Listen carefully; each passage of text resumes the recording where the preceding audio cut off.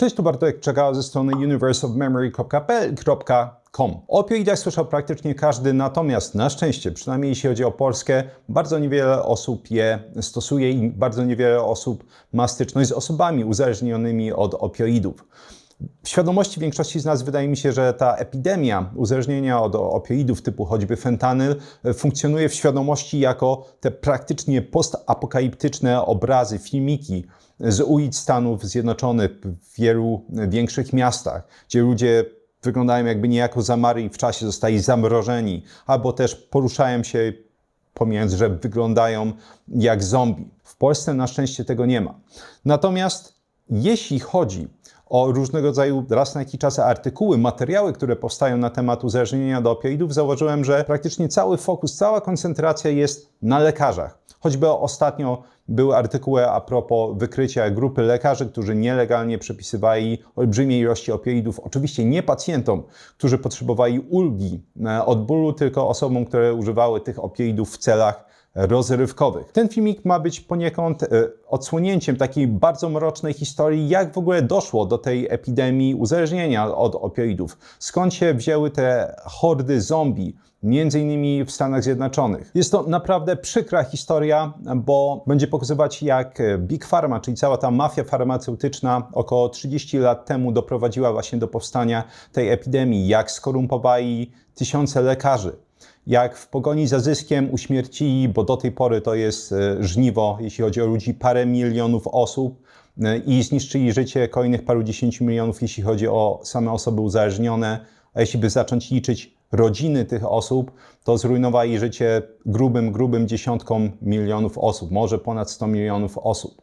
Wszystko oczywiście w pogoni za pieniędzmi. Filmik, żeby było jasne, nie jest tylko lekcją historii i on jest wciąż bardzo na czasie, bo będzie pokazywać właśnie, jak cała mafia farmaceutyczna wsadza łapy w systemy kształcenia, systemy szkoleń, jak korumpuje lekarzy, aby wypisywali recepty na różnego rodzaju leki. Więc mimo, że te wydarzenia działy się, czy zaczęły się dziać 30 lat temu, to w wielu aspektach bardzo niewiele się zmieniło. Proceder ten oczywiście nie były tylko uwikłane różnego rodzaju koncerny farmaceutyczne, ale niestety również różnego rodzaju sieci apteczne, a nawet, uwaga, firmy konsultingowe, wszystkim znane, m.in. McKinsey, która pomagała optymalizować sprzedaż opioidów, żeby koncerny mogły zarobić swoje. Żeby było jasne, to działo się w wielu krajach jednocześnie, natomiast ta moja mroczna i smutna opowieść skupi się przede wszystkim na Kanadzie i Stanach Zjednoczonych, ponieważ tam właśnie ten proceder przybrał niespotykaną wcześniej skalę. Jak dużą, to zobaczycie po prostu, jak skoczyły w ciągu zaledwie paru lat zyski ze sprzedaży opioidów po tym, jak zaczęły się różnego rodzaju tajemnicze systemy szkoleń, motywacyjne, wycieczki luksusowe i tym podobne rzeczy, które zresztą znamy m.in. ze swojego polskiego podwórka. Zacznijmy od zgonów. Jak to obecnie wygląda? Według organizacji WHO następuje obecnie rokrocznie 500 000 zgonów powiązanych z przedawkowaniem narkotyków, z czego uwaga, 70-80% wszystkich zgonów to są zgony powiązane z przedawkowaniem opioidów. Uwaga, w samym roku 2023 w Stanach Zjednoczonych 100 000 osób umarło z powodu przedawkowania narkotyków i ponownie około 70-80% wszystkich zgonów było spowodowanych przedawkowaniem opioidów. To są Stany Zjednoczone. Co z Kanadą? Jak zobaczycie, cała historia zaczęła się mniej więcej w roku 95-96. I tam do roku 2016 umarło w sumie 30 000 osób, szacuje się, z powodu przedawkowania opioidów. I w 2016 stwierdzono, że trzeba podkręcić po prostu te liczby, to jest amatorszczyzna i od tamtego roku średnio umiera 3000 osób z powodu przedawkowania tej grupy leków. Dane sprzed paru lat mówią, że w Stanach Zjednoczonych w roku 2016 koszty obsługi, m.in. zdrowotne, czy też w systemie sądowniczym osób uzależnionych od opioidów sięgały 92 miliardy dolarów rocznie i szacowano, że około 2 miliony osób są aktywnie uzależnionych od opioidów. Więc nie jest to przesada, tak jak mówiłem na początku, że mafia farmaceutyczna uśmierciła tak naprawdę miliony osób, czy też zrujnowała życie dziesiątkom milionów osób. To są najzwyczajniej w świecie fakty. Nigdy, ale to nigdy nie można zapominać, że świat nauki jest nierozerwalnie połączony z różnego rodzaju wpływami grup interesów. I warto podkreślić, że nie jest to tylko różnego rodzaju właśnie big pharma, mafia farmaceutyczna, ale nawet firmy suplementacyjne, które sponsorują różnego rodzaju badania dotyczące najzwyklejszych w świecie suplementów. I mamy dowody, które oczywiście pojawiały się w mediach, tylko dosyć cicho od dekad, że firmy takie również, finansując różnego rodzaju badania, są w stanie fałszować dane tylko i wyłącznie, żeby pokazać, że dany suplement pozytywnie wpływa na jakieś dane parametry. Jeśli interesuje Cię ta tematyka, to nagrywałem filmik a propos największego prawdopodobnie fałszerstwa Harvardu w latach 60., gdzie grupa naukowców z Harvardu została przekupiona przez firmy, uwaga, produkujące cukier, żeby całą winę na choroby serca zwalić na tłuszcze nasycone. Co, zauważcie, 60 lat później wciąż ciągnie się, mimo tak naprawdę absolutnie braku jakichkolwiek dobrych danych naukowych, że tłuszcze nasycone są szkodliwe dla układu sercowo-naczyniowego. To jest czasami ten smród korupcji potrafi się ciągnąć dziesięciolecia i dotykać żywotów miliardów ludzi. Zacznijmy tam, gdzie zaczynać się powinno, czyli na początku całej historii. I cała historia zaczyna się od Jamesa Campbella, który w roku 1995 miał wystąpienie przed tak zwaną American Pain Society, a więc amerykańskie stowarzyszenie zajmujące się bólem. Więc dr James Campbell z Johns Hopkins University wystąpił i stwierdził, że musimy lepiej walczyć z bólem. Ból, czy jego kwantyfikacja, czyli innymi słowy zamiana w jakieś liczby, w coś, co można liczyć, co można lepiej kontrolować, jest absolutnie ważna, jeśli chodzi o system zdrowotny. Nazwał to 5. parametrem życia. I ten zwrot, 5. parametr życia, był zażynany, jeśli chodzi o różnego rodzaju narracje, czy tak naprawdę propagandę przez następnych paręnaście lat, jak ta epidemia opioidów wybuchała coraz szerszymi kręgami. James Campbell w swoim wystąpieniu walczył właśnie, żeby uznać ból jako 5. parametr życia i włączyć go w system opieki zdrowotnej. Brzmi niewinnie, prawda? I rzeczywiście wydawało się to dobrym pomysłem. Dopiero później okazało się, że James Campbell, który, uwaga, był założycielem również American Pain Foundation, czyli fundacji amerykańskiej zajmującej się bólem, powiedział, że bardzo hojnym sponsorem tej fundacji był koncern farmaceutyczny o nazwie Purdue Pharma, który zresztą był jednym z głównych sprawców wybuchu całej epidemii opioidów. I gdzie on to powiedział? Nie powiedział gdzieś oczywiście w jakimś wywiadzie, to było zeznanie przed rządem Stanów Zjednoczonych, gdzie został powołany w roli osoby przesłuchiwanej właśnie w związku z całą epidemią opioidów. O ile bardzo chciałbym wierzyć, że była to osoba, która miała to wystąpienie w roku 1995 w trosce o zdrowie pacjentów, to tak naprawdę od początku widać, że te macki różnego rodzaju koncernów farmaceutycznych, szczególnie Purdue Pharma, już głęboko siedziały temu człowiekowi i tak naprawdę setkom innym głęboko w kieszeni i potrząsały nimi jak marionetkami. Aby pokazać Wam skalę po prostu tej całej korupcji i promocji opioidów, o której będę mówić, warto wspomnieć jeszcze o paru liczbach. Jeśli chodzi o Stany Zjednoczone, w roku 1996 wydano w sumie 316 000 recept na opioidy. Wtedy właśnie ta firma Purdue Pharma wprowadziła Oxycontin, czyli oksykodon o spowolnionym uwalnianiu. I ten rynek w 1996 roku był w Stanach Zjednoczonych wart 44 miliony dolarów. Brzmi imponująco? Nie w porównaniu do tego, jaka była sprzedaż już 5-6 lat później. Bo w roku 2001-2002 wydano już 14 milionów recept na opioidy, a całkowita sprzedaż tych leków wynosiła 3 miliardy dolarów. Jak odbywała się sama promocja tych leków? No bo jak widać między rokiem 1996 a 2001 skok był przeolbrzymi, jeśli chodzi o ich sprzedaż. Więc ten koncern, o którym już wspominałem, czyli Purdue Pharma, jeden z głównych sprawców wybuchu epidemii opioidów, między rokiem 1996 a 2001 zorganizował w sumie 40 bardzo szeroko zakrojonych szkoleń dla lekarzy, pielęgniarek i różnego rodzaju przedstawicieli branży medycznej. Szkolenia te oczywiście odbywały się w różnego rodzaju luksusowych kurortach, m.in. na Florydzie, w Arizonie czy też w Kalifornii.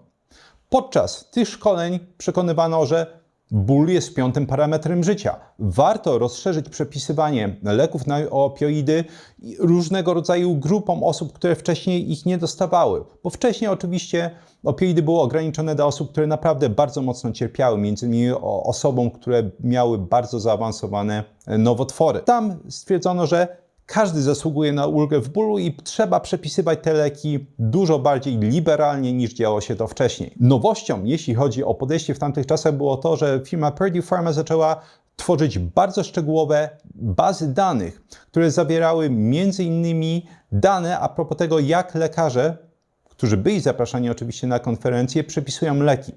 I promowane były zaproszenia do lekarzy, którzy wiadomo było, że dosyć liberalnie już na tamten moment przepisywali opioidy. Bo było wiadomo, że takie osoby nie będą miały problemy, żeby przy odpowiedniej zachęcie przepisywać tych leków jeszcze więcej. Zespół sprzedażowy, czyli przedstawiciele handlowi Purdue Pharma byli oczywiście świetnie motywowani. Nie dość, że w roku 2001 średnio rocznie zarabiali około $55,000, to dodatkowo ich bonusy, ich premie dotyczące zwiększonej sprzedaży czy promowania tych leków wynosiły wtedy od 15 do nawet 240 tysięcy rocznie, w zależności oczywiście od tego, ile tych leków udało im się opchnąć. Tym samym w roku 2001 Purdue Pharma wydała na same bonusy różnego rodzaju dla przedstawicieli handlowych $40 milionów. Co wydaje się kwotą dużą, dopóki nie przypomni się, że w tym samym roku w Stanach Zjednoczonych sprzedano opioidy na kwotę $3 miliardów. W tym samym okresie liczba przedstawicieli handlowych, czyli przypominam, między rokiem 1996 a 2001 wzrosła z 318 do 671, a lista lekarzy objętych wizytami przedstawicieli handlowych wzrosła z 33 tysięcy do 94 tysięcy lekarzy. Najbardziej makabryczne jest natomiast to, że wydawano tak zwane kupony między rokiem 96 a 2000, upoważniające pacjentów, którym przepisywano Oxycontin po raz pierwszy, które upoważniały do darmowego dostępu do Oxycontinu w okresie od 7 do 30 dni w zależności od pacjenta. Był to odpowiednik po prostu pójścia do dealera, który da Ci pierwszą dawkę heroiny tylko po to, żebyś potem wrócił dobrowolnie. Co jeszcze bardziej absurdalne, promowano różnego rodzaju nawet misie, czy też czapeczki wędkarskie z napisem Get in the swing with Oxycontin, czyli wejdź w rytm z Oxycontinem albo wkręcie z Oxycontinem. Jak wspomniałem, Purdue Pharma bardzo aktywnie promowała przepisywanie opioidów pacjentom, którzy nie mieli chorób nowotworowych. Czemu? Jak szacuje się, w roku 1999 grupa osób nienowotworowych, którym można było przepisywać opioidy, wynosiła 86% całego rynku. Purdue Pharma zaczęła celować mocno, szczególnie w lekarzy POZ, czyli podstawowej opieki zdrowotnej. Ponieważ to były osoby, które między innymi miały bardzo mało czasu, żeby ocenić rzeczywiste potrzeby pacjenta, stan pacjenta, znamy to bardzo dobrze, po prostu nie ma dużo czasu na wizytę i dosyć liberalnie byli w stanie przepisywać opioidy właśnie osobom, które mówiły, a tutaj po prostu bardzo boli, potrzebuje jakiejś ulgi. I oczywiście pojawiały się jakieś głosy wtedy w tej całej, nazwijmy, bardzo cichej, krytycznej debacie, że lekarze podstawowej opieki zdrowotnej nie mają właśnie czasu, żeby, ani też bardzo często kompetencji nawet, żeby ocenić, czy dany pacjent powinien mieć przepisywane opioidy, czy może po prostu można zastosować jakieś alternatywy, które są najzwyczajniej w świecie bezpieczniejsze. Działania te oczywiście przynosiły bardzo dobry skutek. W roku 1997 wystawiono w sumie 670 tysięcy recept na Oxycontin. W roku 2022 wystawiono już 6,2 miliona i wśród osób, którym były wypisywane te recepty, 10-krotnie wzrosła grupa osób, które nie cierpiały na choroby nowotworowe. W tym samym czasie 4-krotnie wzrosła liczba przepisywanych recept na opioidy osobom, które cierpiały na choroby nowotworowe. Prawdziwym majstersztykiem propagandy i korupcji natomiast było wczepienie się Purdue Pharma w system oficjalny kształcenia lekarzy. Więc w Kanadzie generalnie system szkoleń sponsorowany przez państwo był bardzo ograniczony. I to jest prawdziwe, warto podkreślić, do tej pory również w większości choćby krajów Unii Europejskiej. Systemy szkoleń, które są sponsorowane przez państwo, są bardzo ograniczone. Więc Purdue Pharma wykorzystała tak zwany system kształcenia CME, czyli Continuous Medical Education, czyli system ciągłego kształcenia się medycznego. Zaczęła tworzyć całą sieć lekarzy ambasadorów, czyli innymi słowy skorumpowanych lekarzy, którzy w ramach szkoleń, które były sponsorowane przez koncerny farmaceutyczne, szczególnie właśnie podkreślę ponownie Purdue Pharma, szkoliły tysiące innych lekarzy i tłumaczyły im, dlaczego przepisywanie opioidów w bardzo szerokiej masie różnego rodzaju pacjentów jest bardzo, bardzo pożądane. Innymi słowy, cały system praktycznie kształcenia dotyczący zarządzania bólem był sponsorowany przez koncern farmaceutyczny, a szkolenia były przeprowadzane przez opłacanych przez ten koncern lekarzy.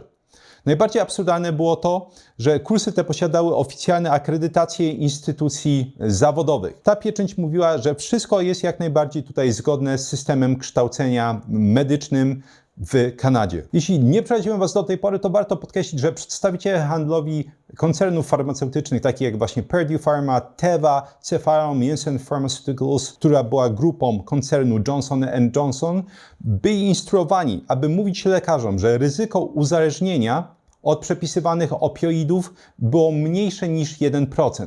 I to jest ta liczba, którą umieszczano w świadomości lekarzy. Ryzyko uzależnienia jest absolutnie minimalne. Jak jest rzeczywistość? Późniejsze badania pokazywały, że ryzyko uzależnienia w cyklu leczenia pacjenta sięga nawet 16%. Sam mechanizm korumpowania lekarzy był oczywiście dużo bardziej rozbudowany niż to, o czym początkowo wspominałem. Nie chodziło tylko o udziały w różnego rodzaju konferencjach, które odbywały się w luksusowych lokalizacjach. Fundowano różnego rodzaju granty edukacyjne, płacono za drogie kolacje, płacono za podróże edukacyjne oraz m.in. płacono bonusy za ilość przepisywanych leków. Znowu, jest to jeden z takich elementów, który jest obecny w praktycznie każdym cywilizowanym kraju, jeśli chodzi o zachęcanie do różnego rodzaju przedstawicieli branży medycznej do wypisywania konkretnych leków pacjentom. To są wszystko natomiast bardzo ogólne liczby. Wydaje mi się, że bardzo ciekawym jest pokazanie, jak wyglądał potencjalnie ten proceder na przykładzie konkretnego lekarza. Tutaj wchodzi historia firmy Insys, więc firma Insys jest jednym z producentów opioidów, która była uwikłana w ten cały proceder. W ramach m.in. odszkodowań różnego rodzaju była ona w późniejszym okresie zmuszona zapłacić $225 milionów, jeśli chodzi o odszkodowania. Więc firma Insys wypuściła w styczniu 2012 roku lek o nazwie Subsys, który był fentanylem w sprayu. I był sobie taki lekarz, który pracował w klinice bólu w New Hampshire w Stanach Zjednoczonych, który w pierwszym roku, kiedy Subsys, czyli jeszcze raz fentanyl w sprayu został wypuszczony na rynek, nie wystawił nawet jednej recepty na niego. Natomiast w roku 2013, w maju, kiedy został zachęcony, zobaczcie, maj, czyli mieliśmy praktycznie ciut ponad połowę roku na wypisywanie recept jeszcze. W roku 2013 przystąpił do stowarzyszenia prelegentów firmy Insys, który był tak naprawdę bardziej zalegalizowanym programem łapówkarskim dla lekarzy. I od tamtego momentu do końca roku wystawił, uwaga, 672 recepty na fentanyl w sprayu. I za to dostał w formie nielegalnych łapówek $44 000. Do powstania kryzysu opioidowego przyłożyły rękę oczywiście dużo więcej innych firm, różnego rodzaju sieci, takie jak McKesson choćby, czy Cardinal Health, oraz McKinsey, o którym wspominałem na początku. Więc McKinsey jest oczywiście znaną firmą konsultingową i oni w ramach konsultacji właśnie dla różnego rodzaju koncernów farmaceutycznych doradzali, jak można poprzez różnego rodzaju działania promocyjne zwiększyć sprzedaż opioidów, między innymi oczywiście w Stanach Zjednoczonych i Kanadzie. Nie ma tutaj niestety bardzo mocnego happy endu. Tak naprawdę dziesiątki tysięcy różnego rodzaju osób, które były uwikłane w ten proceder, nie poniosły żadnych konsekwencji. Konsekwencje jakieś poniosły różnego rodzaju firmy, które były uwikłane w powstanie tego kryzysu opioidowego. Chociaż trzeba powiedzieć, że mimo że kary pieniężne były olbrzymie, to są to drobniaki w porównaniu do tego, co te firmy zarobiły. O jakich karach, o jakich odszkodowaniach tutaj mówimy? Firma Teva, a więc jeden z producentów, był zmuszony zapłacić $3,34 miliarda na przestrzeni 13 lat. Allergan, jeden z producentów, był zmuszony zapłacić $2,2 miliarda na przestrzeni 7 lat. Sieć apteczna CVS była zmuszona zapłacić 4,9 miliarda dolarów na przestrzeni 10 lat. Walgreens 5,52 miliardów dolarów na przestrzeni 15 lat. Walmart, a więc jedna z największych sieci marketów, ale sprzedają oni również leki w Stanach Zjednoczonych, był zmuszony zapłacić 2,2 miliardy i 740 milionów na przestrzeni 6 lat. Ukrócono również przynajmniej taki bezczelny system korumpowania lekarzy, sponsorowania różnego rodzaju wyjazdów. Natomiast oczywiście zrobiono to w teorii, to już nie jest takie ostentacyjne, to nie jest takie bezczelne, ale systemy takie oczywiście w tej czy innej formie niestety wciąż występują. Żeby nie być gołosłownym, polecam wygooglować sobie konferencje naukowe w Polsce dotyczące jakiejś gałęzi medycyny czy specjalizacji i zobaczyć, kto jest sponsorem takich konferencji. Żeby zobaczyć, czy takie koncerny mają przypadkiem wpływ na system edukacji i szkoleń lekarzy u nas, na naszym podwórku, czy nie. Natomiast jak zawsze najlepiej informacji zasięgnąć u źródła. Jeśli masz znajomego lekarza dowolnej specjalizacji, czy nawet ogólnego, podstawowej opieki zdrowotnej, jeśli masz znajomego stomatologa, jeśli masz znajomego psychoterapeutę, jeśli znasz farmaceutę lub farmaceutkę albo przedstawiciela branży medycznej, przedstawiciela handlowego oczywiście, to polecam spytać się, jak wyglądają takie wizyty różnego rodzaju, czy przyjazne rozmowy, które mają zachęcić przedstawicieli różnego rodzaju specjalizacji medycznych do wystawiania konkretnego leku i jak wyglądają zachęty. Jest to absolutnie przerażające. Dlatego ja osobiście jestem tak bardzo pełen podziwu dla każdej osoby, która uważa, że to nie jest tak, że różnego rodzaju leki lądują nagle na szczycie listy bestsellerów, choćby statyny, które omawiałem na kanale wielokrotnie. Jest cała lista zresztą o cholesterolu między innymi i statynach. To nie jest proces i nigdy nie był proces spontaniczny. Tak samo popularność różnego rodzaju leków, takich jak choćby agoniści GLP-1, w tym Ozempic, nie jest również przypadkowa. To są leki, które oczywiście mają swoje zastosowanie, mogą być skuteczne, ale znowu, ciekawskim polecam wygooglować, jak wyglądają różnego rodzaju afery z tym, jak producent choćby Ozempicu zachęcał lekarzy do przepisywania tych leków. Nic nie dzieje się przypadkowo. Dzięki serdeczne za wysłanie tego odcinka. Dajcie mi jak zawsze znać, co o tym wszystkim sądzicie. Czy macie jakieś takie doświadczenia właśnie anegdotyczne, jeśli chodzi o opowieści a propos tego, jak lekarze i przedstawiciele branży medycznej są zachęcani do wypisywania różnego rodzaju leków. Ja z chęcią oczywiście też poczytam takie anegdotki. Ja będę obecny jak zawsze w sekcji komentarzy do paru godzin maksymalnie, żeby podpowiadać na Wasze pytania. Przypominam, po tych paru godzinach ja nie jestem obecny w komentarzach, ja nie czytam komentarzy do starszych filmików. Jeśli chciałbyś mi zadać jakieś pytanie i nie zdążysz pod tym filmikiem, czy nie uzyskasz odpowiedzi, można mi zostawić pytanie o dowolnej tematyce w kolejnym filmiku, który będę publikować. Filmiki są teraz często publikowane. Jak zawsze polecam swoje flagowe kursy Vocabulary Labs, czyli laboratoria językowe, gdzie pokazuję, jak samodzielnie nauczyć się dowolnego języka z dowolnej rodziny języków, nieważne czy to są ugrofińskie, germańskie, azjatyckie, system jest w pełni uniwersalny. I to wszystko oczywiście, żeby przestać płacić non-stop za różnego rodzaju korepetycje, szkoły językowe, aplikacje, podręczniki. Kolejny kurs, który polecam, to Experts Incubator, a więc tak zwana kuźnia ekspertów. W tym kursie z kolei pokazuję, jak samodzielnie przyswajać informacje z dowolnej dziedziny, jak skutecznie zapamiętywać informacje, tworzyć ich głębokie zrozumienie, wdrażać suche informacje w praktykę. Idealne do osób, które nienawidzą swojej pracy, już ją rzuciła albo chcą ją rzucić, ale nie mają obecnie kompetencji, żeby zmienić tą pracę. Dla osób, które kochają swoją pracę, ale muszą zdać jakieś papierki, certyfikaty, zrobić uprawnienia, aby dostać awans czy choćby podwyżkę. Dla uczniów, studentów, osób, które chcą się dobrze uczyć, dobrze zdawać kolokwia, dostać stypendium. A również dla osób takich jak ja i mam nadzieję ty, które nie chcą zapominać informacji, które czytają i słuchają, żeby nie mieć tego paskudnego uczucia straconego czasu. 3 piosenki rockowe w pierwszym komentarzu pod filmikiem, żeby mnie spędzić czas również po wysłuchaniu tego odcinka. Pod nimi bonusowe ciekawostki dotyczące się tego odcinka, a pod nimi literatura literatura naukowa, na którą powoływałem się w tym odcinku. Z kolei w opisie znajdziesz linki oczywiście do kursów, które polecam, do patronatu, o którym zaraz powiem, do produktów, które polecam. Jest kod zniżkowy do firmy Alines, czyli producenta polskiego suplementów i różnego rodzaju produktów tego typu, do firmy Mitowel, która sprzedaje lampy na światło czerwone, ibiskiej i czerwieni, czy też wysokopolifenolowej oliwy z oliwek firmy Numa, którą serdecznie polecam. Wszystkie kody zniżkowe znajdują się w opisie. Również w opisie jest link do mojego newslettera. Tam można go kliknąć, wyskakuje okienko i można wprowadzić swój adres mailowy i tam z kolei wysyłam artykuły powiązane z drugą częścią mojej działalności, a więc poprawa pamięci, produktywności, czy też nauka języków obcych. Jeśli spodobały Ci się wszystkie informacje, które podałem w tym filmiku, można je ściągnąć w formie łatwo dostępnych fiszek elektronicznych. Ta opcja jest dostępna dla patronów kanału.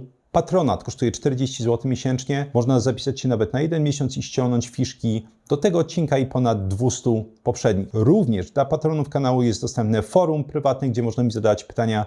Mamy różnego rodzaju bardzo ciekawe dyskusje na tematy około medyczne, czy też medyczno-dietetyczne. I również jest dostępna sekcja Badanie Tygodnia, gdzie raz w tygodniu omawiam właśnie najciekawsze badanie danego tygodnia wraz oczywiście z moim omówieniem i dalszym odesłaniem często do innej literatury naukowej. Dzięki jeszcze raz za wysłanie tego odcinka i do usłyszenia w następnym.